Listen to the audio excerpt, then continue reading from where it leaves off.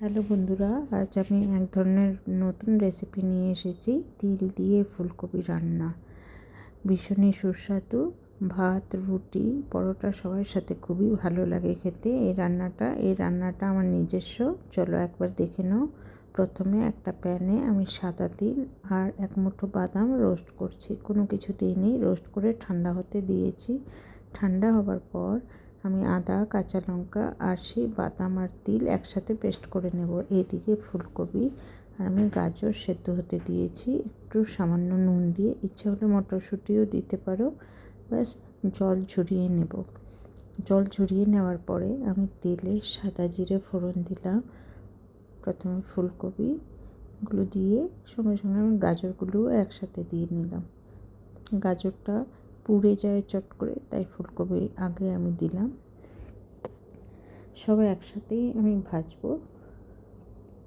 সামান্য নুন দিয়ে দিলাম, আমি কোনো হলুদ দেবো না এই রান্নাতে। বেশ দেখতে সাদা সাদা সুন্দর লাগে। খুব সুন্দর করে নাড়াচাড়া করে ভেজে নিয়েছি। দেখো কালারটা চেঞ্জ হয়ে গেছে, গাজরগুলো আরও লাল লাল হয়ে গেছে। এবার যে আমি পেস্ট করেছি সব একবারে ঢেলে দিলাম। একটু নাড়াচাড়া করব। তোমরা ইচ্ছা করলে এর মধ্যে 2 চামচ টক দই ফেটিয়ে দিতে পারো, খুব সুন্দর টেস্ট আসবে। একটু কষিয়ে নিয়ে জল দিয়ে দেবো। এই রান্নাতে তো বেশি তেলেরও প্রয়োজন হয় না, তেল ঘি কিছুরই বেশি প্রয়োজন হয় না। সেই যেটাতে আমি মশলা পেস্ট করেছিলাম সেই জারেই আমি জল নিয়ে দিয়ে দিলাম।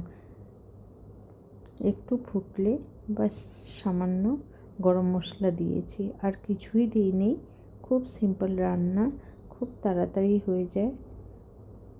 বেশি যত্নও করতে লাগে না, রান্নাটাতে বেশি এফোর্ট দিতে লাগে না। একবার করে নিশ্চয়ই দেখো। একটু গ্রেভিটা ঘন হয়ে এলেই আমি নামিয়ে নিলাম। দেখো কি সুন্দর লাগছে। একবার করে নিশ্চয়ই দেখো। সিম্পল রান্না, ভাত, রুটি, পরোটা সবার সাথে খাওয়া যাবে এই রান্নাটা।